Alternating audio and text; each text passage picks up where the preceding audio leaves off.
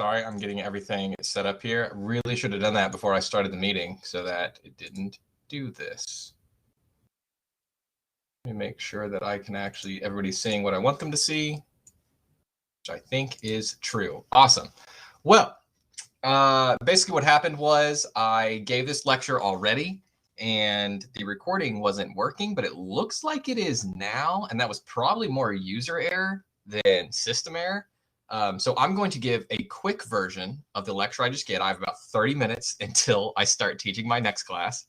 So I'm going to give a quick version of that. However, I'm going to highlight what's important, and I'm going to avoid, what possibly on the test, and probably won't tell as many like stories and such that I usually do.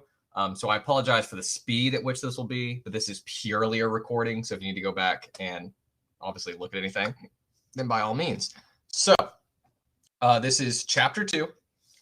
And well, actually, I'm going to start with this really quick. The attendance question that is up that you have, so you really got to kind of watch the lecture to know what it is or to understand it, is I'm going to be going through a history of management very quickly. And the classical viewpoint, the behavioral viewpoint, the quantitative viewpoint, and then I will briefly go over the contemporary perspective. I went over it briefly during my live lecture as well. But in the classical viewpoint, we talk a lot about this scientific management over here. And I talk a lot about Frederick Taylor. And the attendance question is, in 1 or 2 sentences, very briefly, don't spend more than 2 minutes on this. What are some lessons and some things that we learned from scientific management and from Frederick Taylor that you see currently being applied and applicable today? And that'll make more sense in just a second. So we are, in this lecture, I am mostly covering this kind of history of management and the perspectives. The reason we do this is because we have to know where we came from to understand where we are going in the future. And a lot of the stuff that we see here, you get to kind of see the development of management and how it influences what we do today. So we will start with the classical viewpoint, and specifically we'll start with scientific management and Frederick Taylor. So Frederick Taylor was an industrial scientist, and hold on, my notes are on the wrong page here.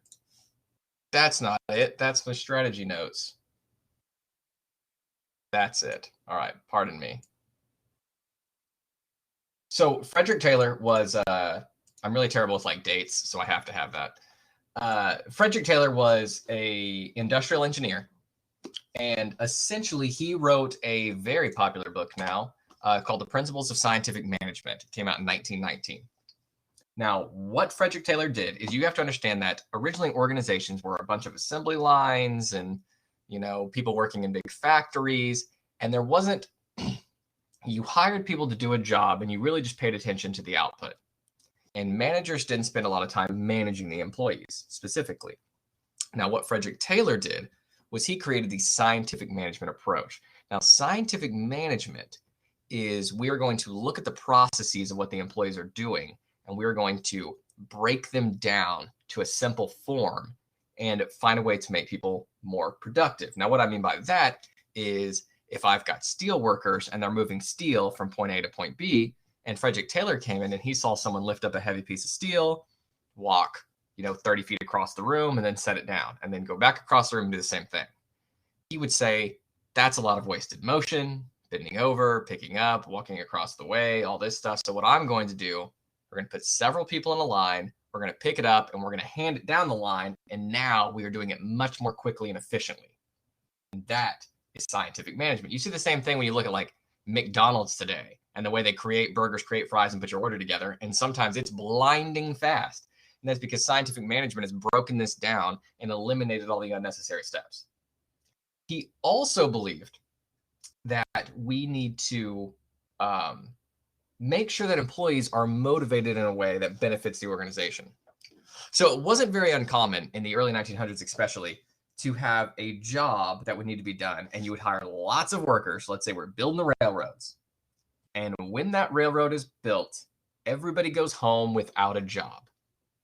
So your incentive is to make sure you work slowly. The idea of swing your hammer, but don't swing your hammer faster than the guy next to you. We're all going to work slow. We're all going to, go. That's called systematic soldiering. And that's obviously not good for organizations. So he kind of coined the phrase a fair day's pay for a fair day's work. I believe it's him. It's always synonymous with him. It's the one that actually created it. And what that idea was we are going to pay people based on production, based on the work they actually do. So now if you want to make money, you actually got to put the work in, not just work slow and be here. Or I'm going to give you a bonus if you create more widgets than X. Right. So now you're trying to motivate people to work harder. People didn't like Frederick Taylor. He came in there and made people's jobs harder.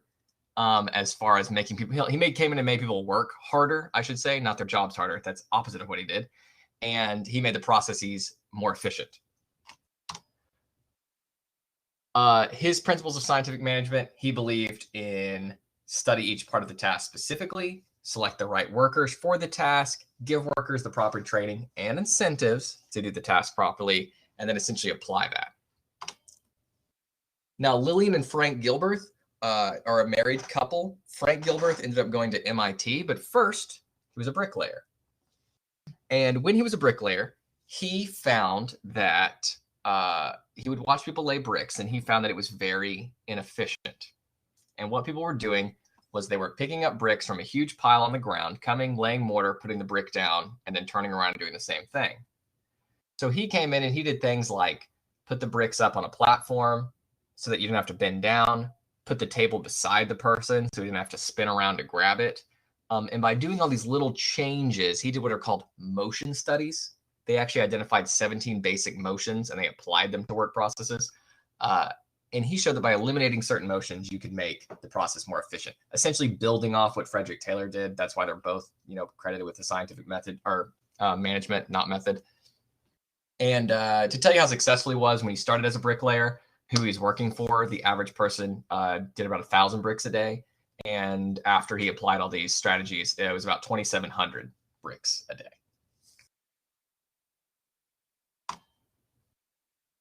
So now that is the scientific management. And now we move on to the administrative management.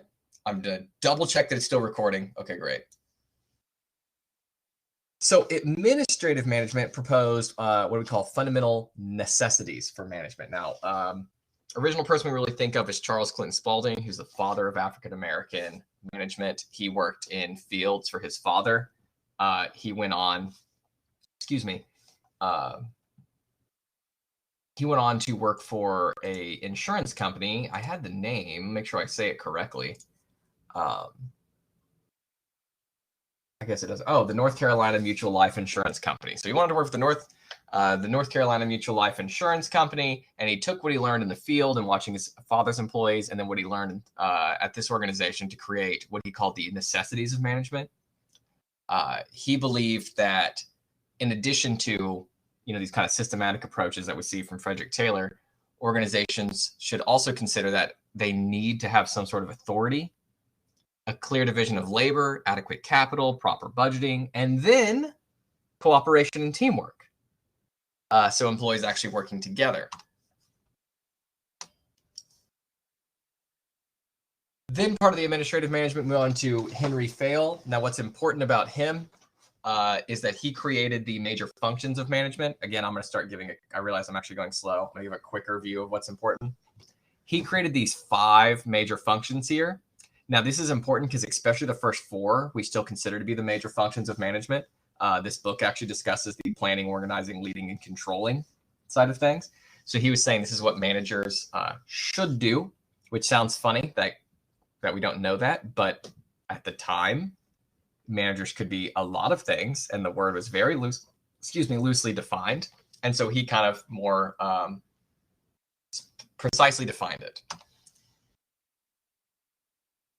Max Weber, all you need to know about Max Weber is that he believed that organizations should operate more as a bureaucracy, like a government almost. And he believed that for them to be efficient, that they should have a defined hierarchy of authority, so that people have someone to listen to and that person makes the ultimate decision. So you don't have a lot of hearsay. He also believed in formal rules and procedures so that, people are following a standard.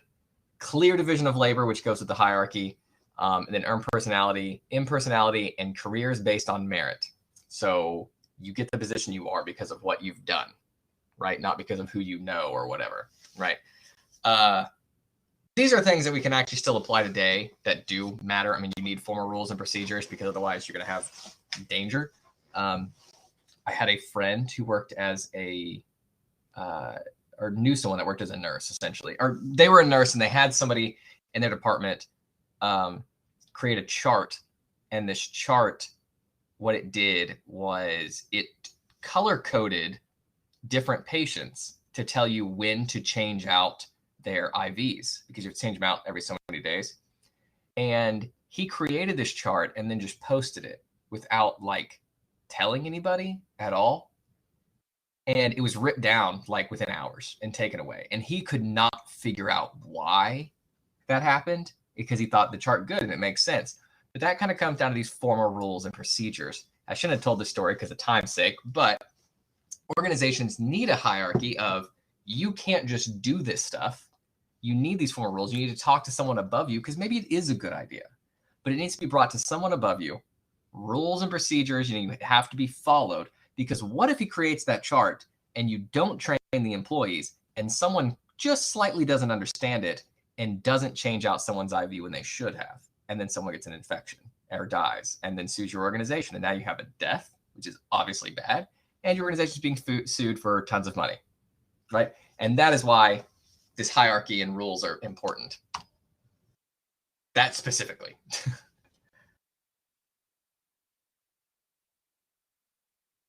So the classical viewpoint is important because it's a rational approach, and it kind of introduces us to scientific management, and paying attention to these little processes that matter. But it's also bad because it kind of treats people like cogs in a machine. It's a very mechanical view of a human, and humans have behaviors, which brings us on to the behavior viewpoint, which is what I kind of talked about last week with the Call of the Wild and the Hawthorne effect. So, Hugo Mustenberg, he's known as the father of industrial psychology, which is very similar to what I am, which is a behavioral, organizational behavior scientist. They're really like two sides of the same coin, essentially. I work with a lot of industrial psychologists in my department who publish in the same paper or like journals as myself. And basically what he said is we should study certain jobs to determine who's best to do it. We should study the psychological conditions that people operate in and make sure we understand basically how to influence employees and understand employees' behaviors. This is early behaviorism. It's going to develop a lot as we go, but he was kind of the start of it. Then we go on to Miss Follett. She was actually a social philosopher and sociologist, actually not related to organizations. However, she believed that organizations should be treated like communities. So instead of just your organization's a job where you go and you collect money and then go home, she believed that organizations can be much more communal, in which you can have friends there, in which you can work with your managers, and very importantly, and probably kind of controversially at the time, despite her being a woman in the late 1800s telling people how to run organizations, which I'm sure was frowned upon. But if you ever wondered if she was relevant and had good ideas, she made an impact then, which is incredible. And people listened enough. And so what we find is what was kind of controversial is she believed that managers and employees should actually work together to find solutions instead of just managers always, saying what we're going to do. This is the Hawthorne effect. I talked about it a lot last week. I will say the one thing I will add here is because I love the Hawthorne effect, but it's worth noting that in a vacuum, the Hawthorne effect it's been criticized for being too, not having enough empirical data to support it. So, because it was one study in one electrical plant. Now, its effect still matters, and it still taught us a lot, and we still had lots of studies following it. But the Hawthorne effect, the Hawthorne study itself was a one-off study that some people kind of criticize as, like the findings on their own can't stand. with the data they have. But this showed us that, hey, turns out people matter, pay attention.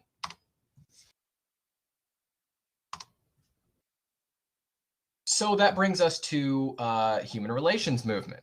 Now, what I'm going to talk about here is particularly Maslow. So after the Hawthorne effect and everything, we kind of think, well, human behaviors actually matter, right? Like how people feel matters. And that by increasing these human relations and feelings, that we can increase productivity. And enter Mr. Maslow. This is the Maslow hierarchy of needs. What he said is that you have to fulfill these needs in order from psychological needs up to self-actualization. And as people climb up this pyramid, they will have increased forms of motivation, happiness, and if you apply that to organizations, that means they will ultimately not only be happier, but they'll work harder and your organization could be more productive. So as an organization, you should obviously pay your employees enough that they have food, water, warmth, make sure they're getting adequate breaks and time off for rest. This money also kind of ties into their security and safety, and also the organization itself being safe is important. Then make sure they have time to spend with their families. Make sure you create this kind of communal environment like Miss Mary was talking about, where they have intimate relationships, friends at their job. And then we can move up even higher to esteem needs. Make sure they feel like they're getting accomplishments. They feel like they're doing something that they're achieving. And then self-actualization, Maslow said, I believe that most people will never reach this. But if they feel like in Call of the Wild that their job matters and that they have an impact, then they can ultimately reach the ultimate form of motivation and satisfaction, which is good for everybody. Theory X versus Theory Y. I talked about this very briefly. Then I will talk about it briefly now. It represents two different ways to view employees. One, Theory X is that it's a negative view that employees need to be led and they're not motivated. And Theory Y is an optimistic view that employees are actually very capable and creative. And the truth is that humans are extremely creative, extremely capable, more leaning towards Theory Y, and that people are very capable. And we should definitely give humans credit for this. But also it kind of depends on the situation. Some workers, like a high school worker working at Brahms, may just be there for a paycheck and they want to be led to what they're doing, right? Like they don't really want to be there. They just want the money and you have to lead them. I'm not saying all high school workers, I'm not dogging on that. I'm just saying as an example, that could be the case. And then, if you have a graphic designer or artist or something like that, Theory Y, they probably want to be, they're very driven. They maybe like what they're doing. They can take on responsibility, but depends on the job, depends on the person.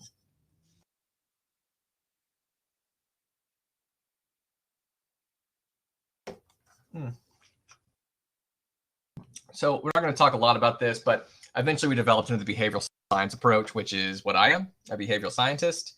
And if you've noticed, universities have large behavioral science, like organizational behavior departments and everything. And that's because it's a part of psychology, sociology, economics. It spreads across all these fields. And the study of human behavior helps organizations be more successful.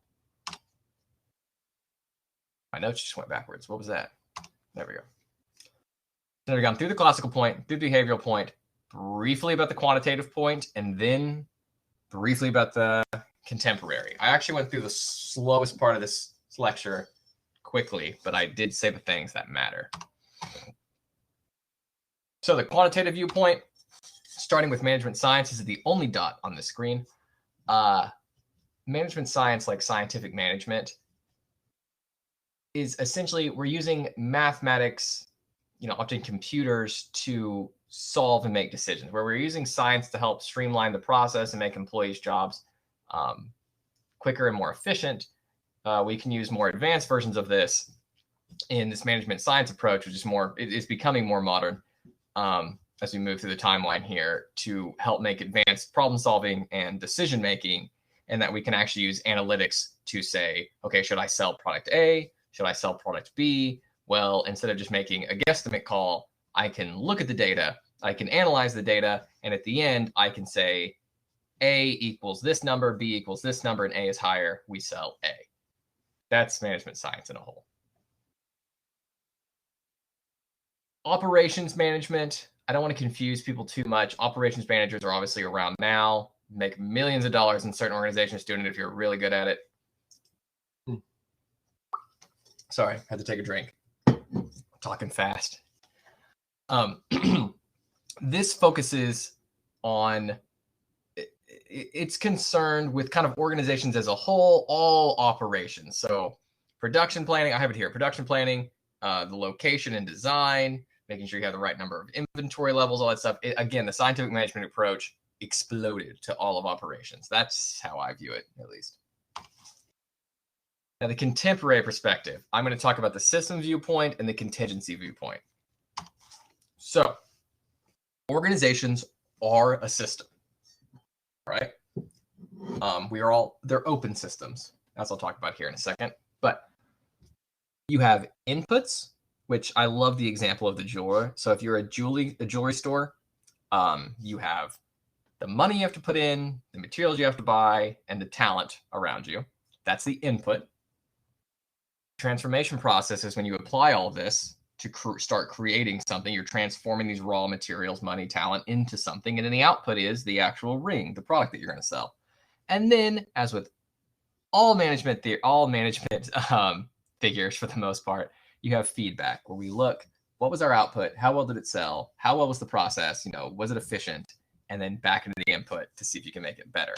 Now, closed systems and open systems is what it's saying is that a closed system would be an organization that is not influenced by the environment at all. And that basically doesn't exist in almost any way. Open systems are pretty much what an organization is.